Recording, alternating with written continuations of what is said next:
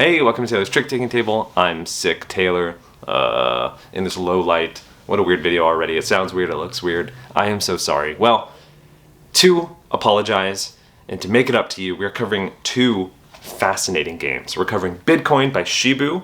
We've covered a lot of Shibu games in the past. Pikachu Sheepdog and Thank You Santa, which is great. And also we are covering Cat Sabbath by Evgeny Petrov. And why these two games are fascinating is when I read them, the initial hook to them, they sounded like other similar games. So BidCoin, the hook is, the card play is exactly pretty much like Voodoo Prince, but the scoring is very different. And it's the scoring that makes it so fascinating. So the scoring is, you have, if I flip this, certain bids that you have to hit, so a number of tricks, and when you hit those, you can get rid of that card, and it's just a race to get rid of all your cards. Or if at the end of 3 rounds, nobody has gotten rid of all their cards, it's whoever has the fewest, which I'll explain later. But the fascinating bit is it has the exact same trick play as Voodoo Prince, but the scoring is different, and it feels so different. And why I'm pairing it with Cat Sabbath, which this copy was provided to me from Cosmodrome Games, so huge grain of salt with everything I say about Cat Sabbath. This one I got imported from Tokyo Game Market. So anyway, back to Cat Sabbath.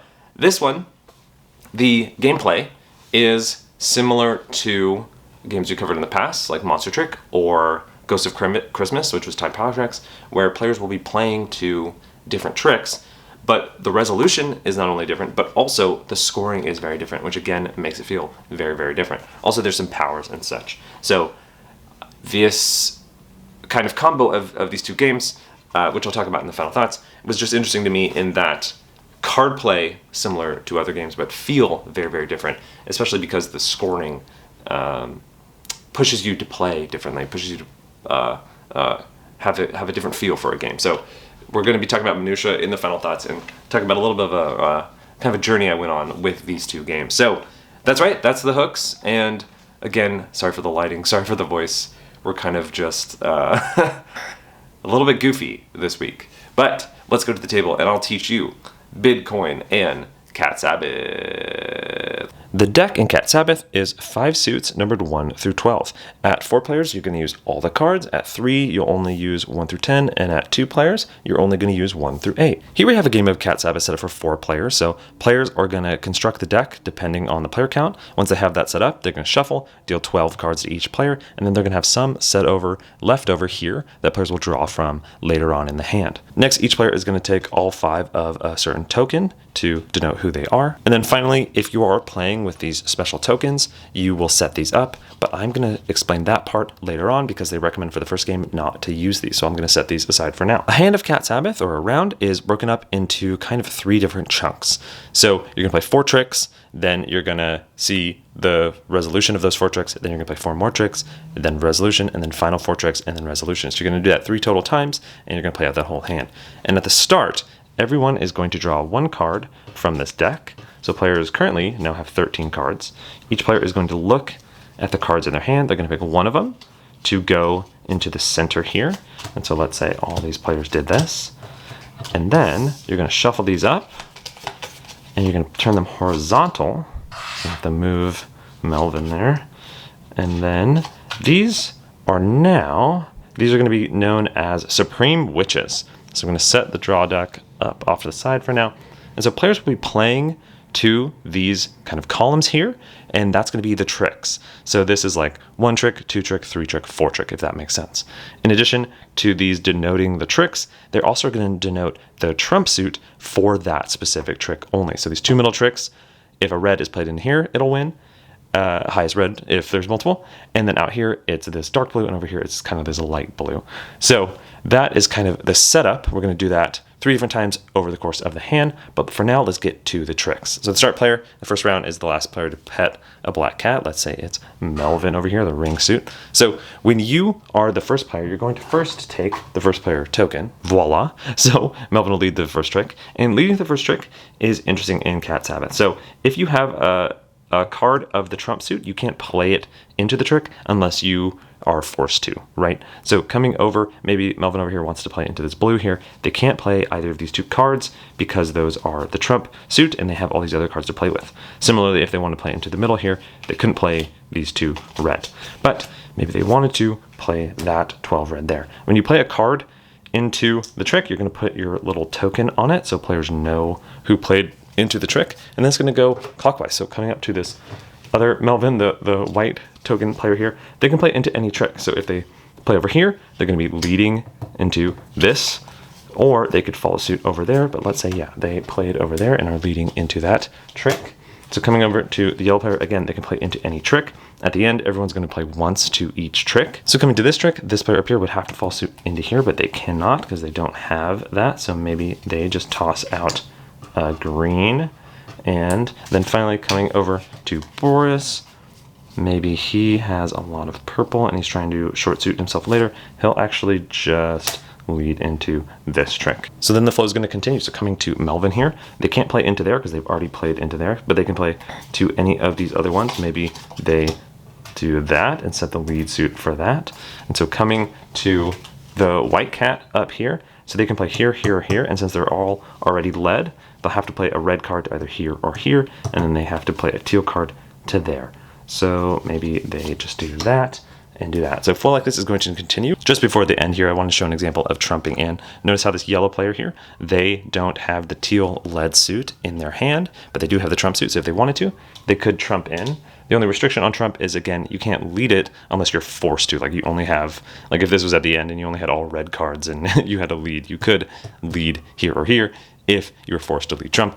But in this example, this player here just doesn't have the teal suit, so they could trump in and win that trick. Here we are at the illuminated end of the first 4 tricks. And so now you're going to just evaluate all the 4 tricks, and it can be any order because the flow doesn't quite matter. It's not like Ghost of Christmas or anything. So looking at this one over here, it was lead red and no one trumped in, so it's the highest of the lead suit, so it will be this ring player. They're going to take the Supreme Witch, make sure to keep track of it, and they're going to put it in a tableau of sorts. And I'm just going to set them aside for now and show off how that gets set up once we have more table space. But for now, players will just take back their pawns, and then the winner of the trick is going to collect all of the cards in the trick, making sure not to confuse them with the Supreme Witches. So Supreme Witches were the trump card at the top, and then the normal witches that were, I think, pledging their allegiance to the Supreme Witch are the vertical cards, and it'll make more sense once we have more space to show it off. Again, highest of the lead suit would win, so the white player is going to take these cards and take this, and then over here, that trump suit is going to win, and they're going to take all those cards and this, and then finally, this was led red, no one trumped in, so then Melvin will win this one as well. So now I'm going to clean this up and show you a little bit of what it'll look like when someone has in front of their tableau all the cards that they've won. So now we're looking at Melvin, the ring player's cards that they've won, and you don't score until the end of those 12 tricks, until the end of the hand, but just to show you a quick example of it here, what you want, essentially, is to capture Supreme Witches of cards that you get. So Melvin here has done a comically bad job of scoring well in the game, because they want the red trump suit, or the green trump suit, or they would have wanted a bunch of the witches in the blue or the teal. As it is now, they're not doing too hot, but let's look over at this yellow hat player. They're not doing that much better, but at least it is something. So how you score is you're going to multiply the number up here by the number down here. So they have 1, 2, so that's going to be 2 times the number of red cards down here, 1. So they've gotten 2 points positive. And then for any cards off that they don't have a Supreme Witch for, like this one and then these, they are going to lose 1 point for every 4 that they have. So 1, 2, 3, 4, 5, 6, 7. So that's only minus 1 point, but they're hoping to win a blue Supreme Witch to make these all positive. Because if they just get 1 blue Supreme Witch, then it goes from, minus 1 to 1, 2, 3, 4, 5, 6, plus 6 points here. So ideally, they would have actually caught some of the tricks that Melvin won, and they could have had something that looked like this. So then it would have been 2 times 1, 2, 3, 4, 5, 6, 7. So that would have been 14 points, which is huge. But that didn't happen, so we're going to put that back, and we're going to put these cards back into the player's scoring, and then we're going to get back into the hand flow. So after that first 4 tricks, players are then going to draw back up 1 card each into their hand, and they're going to do the exact same thing. They're all going to put 1 card in, shuffle it, flip 4, and they're going to have the 4 tricks. The player with the start token is then going to lead again. You can do that for 4 tricks, and then, as you could have guessed, there will be 4 more cards. You can do that 1 more time, so that is going to be all 12 of the tricks, and then at the very end, you are going to score. So jumping ahead to the scoring, it's 3 separate things. So one is, if you don't take any tricks at all, you actually get 20 points. So like this cat up here who didn't win any trick, they get 20 points. If you win at 4 players, 6 or more tricks. So for example, let's say it looked like this in front of you at the end, which would have been pretty wild. That player would have gotten 0 points. So if you take 6 or more tricks, it doesn't matter how many points you have, you get 0. But if you get 1 to 5 tricks at 4 players, again, because at 3 players, it's 7 or higher is the limit to get 0 points. And then at 2 players, it's 8 or higher. But again, at 4 players, if you have 1 to 5 witches, so if it looked like this, you are going to first get positive points if you have both a Supreme Witch and normal witches of that category. And the math is, you're going to do, again, this count times this count. So 1, 2, 3, 4 times 1, 2, 3, that's 12 points. If you have none, obviously it's 1 times 0, so that's 0 points. Or over here, if you have any normal witches, you're going to count them up in multiples of 4, or the player count. You're going to get a minus point for each. So in this scenario, this player would have 12 points, minus 0, minus 1, 2, 3, 4, minus 1. Because this is 4 cards, so that's minus 1 point, so they would have 11 points. And that's how to play one hand of Cat Sabbath. You're going to do that 3 total times, where this is going to pass to the player with the lowest score. If that's tied, it just moves clockwise to the next clockwise player with the lowest score. And then at the very end, whoever has the most points wins. Now that you know how to play the game, I'm going to talk about those tokens that I mentioned at the start. And so they say, once you're familiar with the game, to include these. And they're really easy to include. You're just going to shuffle them. They're double-sided, so you can do kind of like a back and forth shuffle. And then you're going to deal them out just like you would the 4 Supreme Witches. And how these work are, they just change what that trick does. So sometimes it's super simple, like this one says, when determining the winner of this trick, odd cards rank higher than even cards. And if there's no odds, then players score normally. So these are included and treated just like the Supreme Witches. So you're going to have them up at the top here.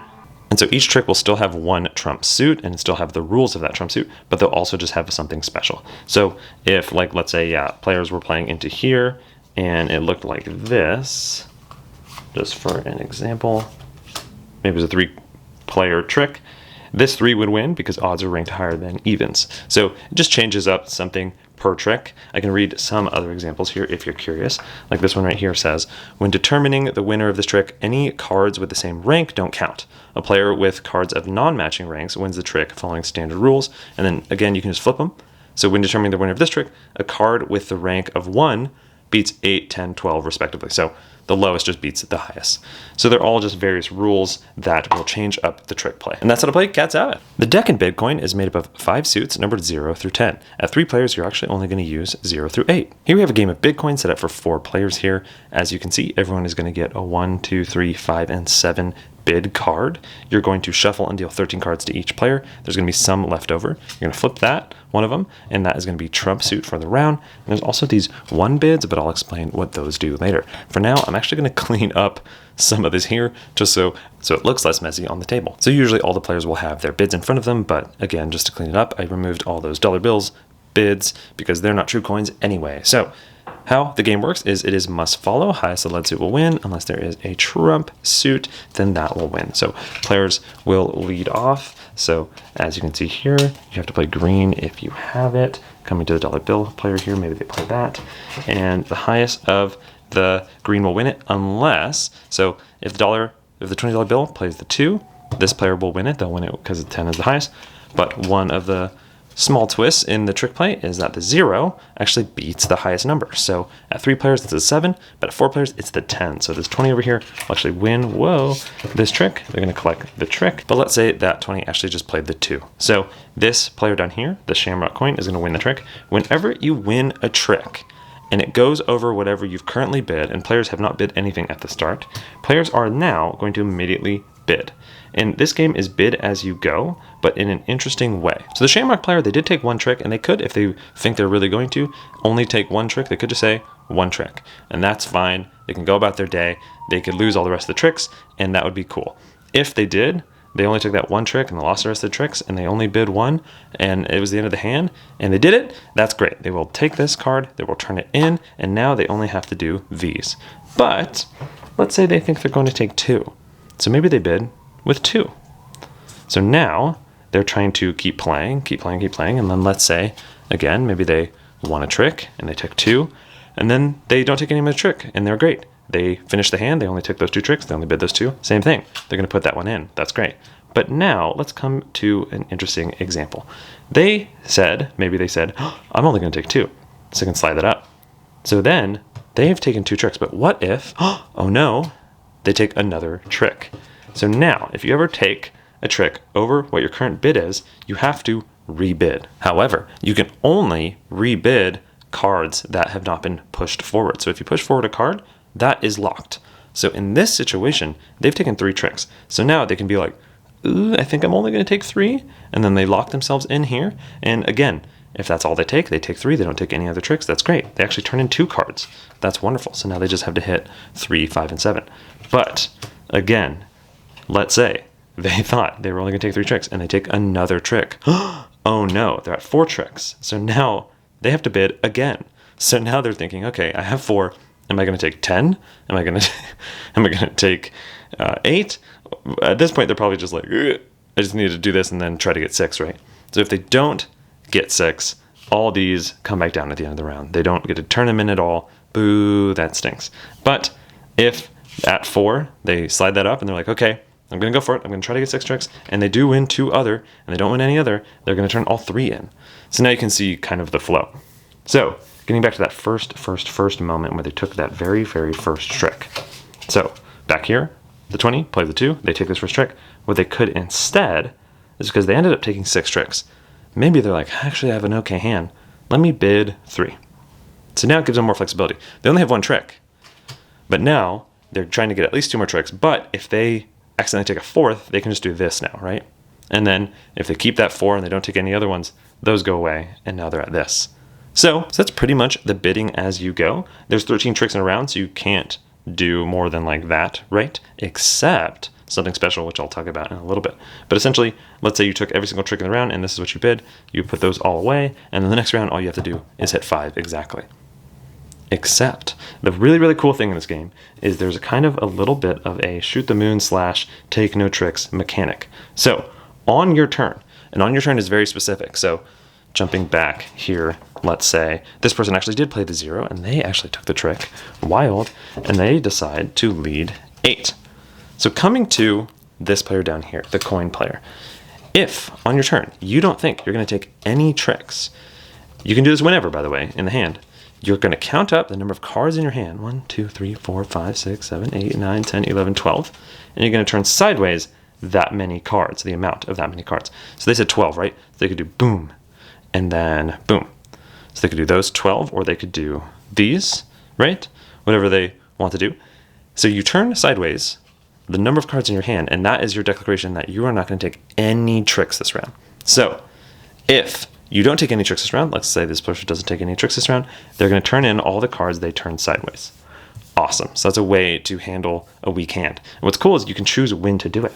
So maybe this player is nervous they're going to win with, they have a lot of trump. Maybe they're nervous they're going to win with these trump, which likely they probably will win at least a trick. But let's say instead this player's hand was just like this, and say they somehow got rid of this 9 trump. Maybe they sloughed it into the 10 trump, and their hand looks like this. They're like, now I'm safe. Now I don't think I'm going to win another trick. So I'm going to count up on my turn when it comes to them in a later trick. They're going to go 1, 2, 3, 4, 5, 6, 7, 8, and they can turn over 8. And again, they could do it anyway, so maybe they do that. I've seen players even at the end where they wanted to get tricks and they couldn't, just have 2 cards or 1 card, and they just turn that as well, because at least you're getting rid of a card. So again, you have to hit that. You have to take no tricks to be able to do that. And once you flip here, and if you do take a trick, you can't be like, oh, I'm now gonna bid or whatever, because that is locking you in on a 0 bid. If you fail a 0 bid, like in this case, if this person tried not to take a trick and they won one with, with this or something, you will, at the end, flip these back up, and you'll also take This is the set aside 1 bid cards, one of these for the failed 0 bid. If you fail a normal bid, like maybe this player just tried to get 5, or whatever, they would just pull them down. They don't essentially fail that. There's just a few more twists. The one thing is in the card play. So the 4s, as you can see, have a little symbol there, and the 6s, they mean, kind of like in Voodoo Prince, if you win with this card, you're actually going to count this as 2 tricks and not 1. So that is how to play 1 full round of BidCoin. At the end of a round, you're going to see if anyone has 0 cards in front of them. If they do, you'll actually end the game early. But if not, you're just going to move to the next round, where the start player just moves clockwise to the left of the start player of the previous round. So you're going to play until someone sheds out, or at the end of rounds per player. So at the end of 4 rounds at a 4-player game, you're going to calculate the score. And how you calculate the score is the winner is the person with the lowest number of cards. So if you've gotten rid of 2, whereas this person over here got rid of 4 of them, they're going to win. And if it's tied like this, it goes to the lowest remaining bid card, so it would be a 1. And if it's tied like that, then we go the next one up, so it would be a 2 here, so then this player would win. And if it's all the way tied, then it is a shared victory. And that's how to play BidCoin. So that is Cat Sabbath and BidCoin. And like I said, I'm going to talk a little bit about an interesting journey I went on with these 2 games. If you want to just hear reviews for the gameplay and the game itself, skip ahead to the timestamp. And also, FYI, I was sent a copy of Cat Sabbath by the publisher, and they actually thanked me in the rulebook. So, huge double grain of salt for everything I say on these games. Alrighty, that out of the way, personal journey. So, I have been checking up on how the ratings for the game I developed, the Fellowship of the Ring trick-taking Lord of the Rings game, and it seems to be going pretty well. It's been pretty fun to read. I have been noticing some comparisons to The Crew, and what's interesting is I'm super in the minutia. I care so much about the detail. So I've always thought these comments interesting, especially because on the outside, I totally get how it is like The Crew, but once you play, I think personally it is pretty different. Again, that is my take. Maybe sometime I'll talk wax poetic on how different it is. But what's interesting is I was always like, oh, okay, that's funny that people will read this and compare the 2 and have that be such a sticking point for them. And I remember thinking back, like, I was almost not going to buy Scout back in the day when I was reading how it played, because I played Crash Career, Dealt, and I was like, wow, those are very similar sounding games. I don't even know if I should get it. And then I was like, you know what, I'll import it anyway. And it ended up being a wonderful game. I mean, it is a hugely successful game. It's one of the biggest trick-taking, climbing, shedding games. I think it's in the top 100 of BGG. It won tons of awards. So it just goes to show that even though the game sounds similar, maybe if you play it, it is wildly different. So I had a similar thing with Cat Sabbath and BidCoin. And I was nervous to play them because the card play sounded like Voodoo Prince and sounded like Monster Trick or Time Palatrix or Ghost of Christmas. And it's one of those things where when you're reading a game and you're about to show people, and especially like trick-taking vets who have played the games that they are, kind of somewhat similar sounding, there's kind of like an element of, like, is this too similar to that? Is this not? But I think part of the wonderfulness is I keep relearning this. Again, maybe it's just me, but I love that element of trick-taking where even if it sounds similar, it can feel so wildly different. So just a small little self-looking into a moment where sometimes I'll read things like, we covered hidden numbers, trick-taking in black and white hidden numbers, and in the reviews on that, people are like, oh wow, this is like The Crew, and I'm like, wow, that is nothing like The Crew at all. But it's interesting because I do think players like to do, or players, oh my gosh, I did it again, people. I always call people players. I do think people will try to grab similarities and group things together. I think it's a very human nature thing. And so it's always nice to have another check where I'm like, oh yeah, even though those are somewhat similar or even just similar sounding, they feel wildly different. So, fun little personal journey there. Thought I'd wax poetic on it. Here we are, to the game review. Hey, here we are. Let's cover BidCoin first. So, this is by Shibu. We love Shibu. I think his designs are just so fascinating. I cannot wait to see what else he is doing. The theme itself, a little goofy, a little wacky. I think it's just various tech things, like it's startup and real estate, and I guess real estate isn't quite tech, but I think it's cryptocurrency in a way. You know, it's not the heaviest theme. I think mostly it just makes for like fun little goofy suits and colors. The card's a little slick, but that isn't the worst from like a TGM production. Overall, it is pretty good to the gameplay. So, like I said, the trick taking itself is essentially voodoo prints. Lowest beats the highest, and then you have 2 cards in the middle that kind of break off. And then there's always a Trump suit. I don't love that it's random Trump. Huge pet peeve of mine is when Trump is random. It always makes players like do mental gymnastics every hand, so it's not quite worth it. But I do think the card play is just there to set up for a fascinating, amazing, wonderful, super interesting bidding system. I love this bidding system. Oh boy. I've told you about this. I've told you specifically about this in the past when we covered Nikos Dice and other bid as you go games, segment tricks, Twinkle's Starship, where I absolutely love bid as you go, and this is doing it in a fascinating new way. I love the counting your cards and flipping over the amount of cards as a 0 bid. So clever, because there's times when you want a 0 bid, but you just have that one annoying card. And that one annoying card, whether it's in hearts or like whatever game with Shooting the Moon, always gets in the way. I despise it. It's so funny, and this game handles that so well. Try to get that annoying card out early, because if you win with it, okay, just try to win cards try to win tricks and play the game how you would normally play the game. Just play it normally. But if you're able to get rid of that card, ooh, you are in Shoot the Moon town, population U. It's so wonderful. It's so clever, and it's great that it's on your turn. We had to kind of double check that rule because it could be at the start of a trick, but it's so helpful that it's on your turn, because then you can know if there's a certain lead suit, or if you can ditch that card, or like kind of the min-maxing of the number of cards that you choose. And if you want a 0 bid, there's such a fun tension to being like, how early do I do it? How quickly do I do it? What do I do? And even if you do take tricks, like if you do play the normal game, which you can do round from round, which is great, is you get that fun feeling of, if I take a trick, am I going to take 5? Do I try to go for 5? Or do I go for 3 and so I can have the 4?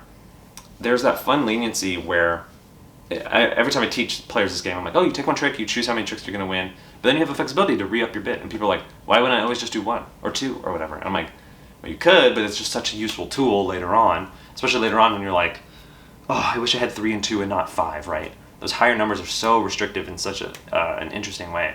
And 7 is such kind of a high goal, like taking 7 tricks, that it's actually kind of nice to have that in the game to almost make players want to kind of take no tricks in a round. Because 7 cards isn't that bad. If you can slough until you get down to 7 cards, that's not too terribly bad. So fascinating. Oh, I think this is a wonderful game. Super great. Shibu knocked it out of the park. Giving it a seal. So wonderful. I can't really do that often anymore. It's been a while since I've done the seal. Just because, I mean, we're going to talk about Cat Sabbath. Like, I get sent games. I know the designers often, so it's tough. Shibu, super nice, came to my booth at Tokyo Game Market when I was selling Short Zoot and Of What's Left, and was so kind and bought both the games. And I only knew it was Shibu because of reservations. So kind, so great. I can't wait to see what they do. Love ya, Shibu. So, on to Cat Sabbath by Evgeny Petrov. So, this was sent to me, so again, huge grain of salt. And I'm in the rulebook, which is so flattering, so kind. And this does feel like a love letter to trick-taking games. So, let's talk about, I guess the love letter part is these tokens. But let's talk about that later. Let's first talk production, because I think this warrants it like nothing else. The tokens themselves, sorry, scared Melvin. The tokens themselves are super cute, super fun, like little cat vibes. As you can tell, I'm covered in cat stuff. It's just the life. Covered in cat hair, really. So I think I was predisposed to like the theme of this game, and also the art is gorgeous. I'm too far away from the camera. I hope you can see it. You probably saw it in the How to Play. But this is some of the best art I've ever seen on a game. I think it is so whimsical, funny, gorgeous, striking, colorful, just chef's kiss. They knocked it out of the park with the production. And that's coming from someone who's seen a bajillion gorgeous art on trick-taking games nowadays. I mean, Sabbath, you know, the best of the best. So this production and art and everything and theme is absolutely wonderful, wonderful, wonderful. So, to the gameplay. Like I said, I was nervous of it feeling super similar to Ghost of Christmas, Time Palace, or Monster Trick, or even Time Chase, where you're kind of just playing around, right? I think what this does well is similar to BidCoin, is that scoring system pushes you certain ways that makes it so the card play, even though it is, you know, somewhat similar, feels very different and feels very incentive-wise unique. So the trick play isn't like Ghost of Christmas where one person will win and then that kind of cascades into it. It's kind of just resolved. And what's interesting about that is every trick is kind of its own isolated thing, which does lend itself well to the tokens, which again, we'll talk about in a little bit. But what's interesting, and I've noticed about this game, and it's something I try to do when I teach it now, because I haven't had too much time with it, FYI. I've only played this a few times. So again, maybe more initial thoughts here, is the 6 at 4 player, the 6 trick limit, where if you get 6 or more tricks, you get 0 points. That is terrifying. I almost will now really emphasize that in the teach, because that can really mess people over, especially if you have the lead. So having the lead, you can get pushed to have tricks, because the game is so flexible, because you can play to any of 4 tricks. You can short suit yourself really easily. There's 5 suits, so you can short suit yourself really easily. That the leader of the trick has a higher chance of winning the trick just by default. And I think that's why the player losing in subsequent rounds is always the person with the cauldron token, because I think it wants to give them the opportunity to win a trick if they want it. But I think this game rides that like razor's edge, where shooting the moon, 20 points is great. Getting 0 tricks is great. 6 tricks, again at 4, getting 6 tricks is 0 points. So it feels like a double shoot the moon thing. Like, you don't really want that many tricks. Especially if the tricks are not necessarily always good. Because if you're leading in one suit, like if you led the suit and are like probably winning, it's probably not the same suit as the Supreme Witch, so it's not worth points. You want to kind of balance, like, winning a trick over here that has a lot of lead suit of a trump suit that you're going to win over here. Kind of like balancing tricks back and forth, back and forth. So I've noticed, and this came up actually, talk about Shibu, in another one of his games, I think it was Thank You Santa or something, where shooting the moon, like taking no tricks in this game, because you can't short suit yourself kind of double, right? Because you can play it off the tricks and there's 5 suits, so it increases the amount of short suitingness. I've noticed that players will, if they really, really want to, can shoot the moon relatively easily if they're like the only one doing it. If there's 2 players doing it, definitely does get a little harder. But I have seen 2 players do it in one round. But I guess what I'm getting at is, to do well, you either shoot the moon or you kind of bounce back and forth nicely between the tricks. So it's a funny mental gymnastics thing where shooting the moon is actually like playing the game, like navigating that roller coaster of like winning a Supreme winning a Supreme Witch, which is the trump card, and then winning all the cards of that trump card in a different trick and kind of balancing that. Or later on, trumping in to a Supreme Witch when you're short-suited is a lot more mental gymnastics than just losing. And losing is similar points, if that makes sense. So I think when I teach now, I'm just like, hey, FYI, especially if you have the token, players can, especially in the last 4 tricks, just follow what you do. I guess they could do it anytime. They can just follow what you do in, like if you lead a certain color, they can just follow lower or short suit off to the side and then follow with a different suit.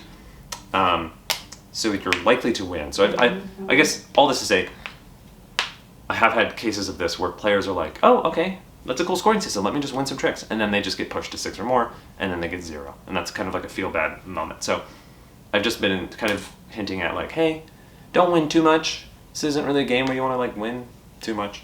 You kind of want to thread that needle. So, kind of like an avoidance game at times. All that said, I do think it's a very interesting puzzle. I do think it feels very, very different than other multiple trick games. I think it's a very fascinating play, and I think the scoring is super simple and great. So, long rant aside, I think at times it's more of an avoidance game than a trick-taking game, especially if you have the lead, and it's hard to not be leading to every single trick because people just follow you. But when people don't follow you and the game kind of opens up and breeze, that's a really, really fun moment. Yeah, so super interesting puzzle. I just think you want to get the right mindset. On to these cards. These are, I think I said at the top, kind of like a love letter to trick-taking. I will say I've shown this game to a few different groups now, and trick-taking aficionados don't quite want to play with too many of these because it is almost like a very specific power to that specific trick. And maybe it's mostly because I'm playing it for the first like 2 or 3 times with these different groups. Whereas the game is already enough of like a mental hoop that you're jumping through that adding this would just add too much. But once I played like, a few times with the group, we have added these in, and they do add some interesting spice. Sometimes we'll just add like 1 or 2 in, because they are like disparate, isolated, and they do make every trick interesting. So one of them's like, odds are higher than evens. This one is the winner can swap their card for the Supreme Witch, so you can kind of have more flexibility. So it does some really cool things with the system, and it adds like a boatload of replayability and unique setups and stuff. I just think, so far with my experience, again, maybe more initial thoughts, that I haven't played with them too much because it is already, like, this game already has so much going on in the scoring system and the play system that these are, I think, a little too next step for the people I've shown as of now. So I'm excited to keep playing more. I think it brings people in with a theme. It's a cool catch, good system, and there's a lot of legs for it. So a couple of hoots, a couple of hots, a couple of goofs, a couple of gaffs. That is BidCoin and Cat Sabbath. Fun video. Good stuff. It's always fun to, like I said at the top, that personal journey of reading these and being like, are these too similar? Because, I mean, there is a lot of trick-taking games coming out nowadays. I was talking to someone, maybe I've mentioned this on the channel, that was like, oh, do you feel pigeonholed by having a channel all about trick-taking, climbing, shedding? And if I'm being honest, there is way too much to cover.